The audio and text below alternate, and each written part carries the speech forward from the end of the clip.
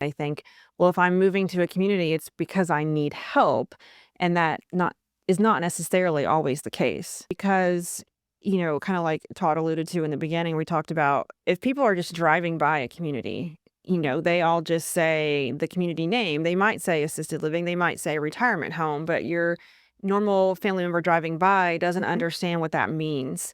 So I always tell people independent living, they don't have a licensure, right? Right. So they're not allowed to necessarily provide some of those supports of activities of daily living. So Todd, talk about some of the things that you've learned or that we need to share with people about independent living that they might not understand when we're looking at these choices. One of the things I think is, take kind of a step back there and understanding the whole senior living landscape as a whole, in that, we have independent living, we have assisted living, we have skilled nursing. Assisted living What is social and assisted living medical. and what does that mean for someone? So to your point, independent living does not, really carry any licenses to operate.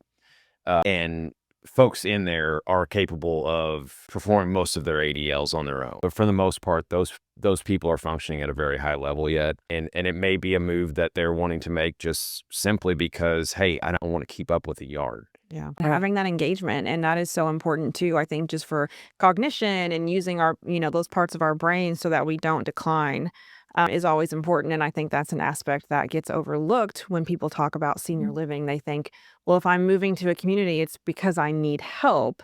And that is not necessarily always the case.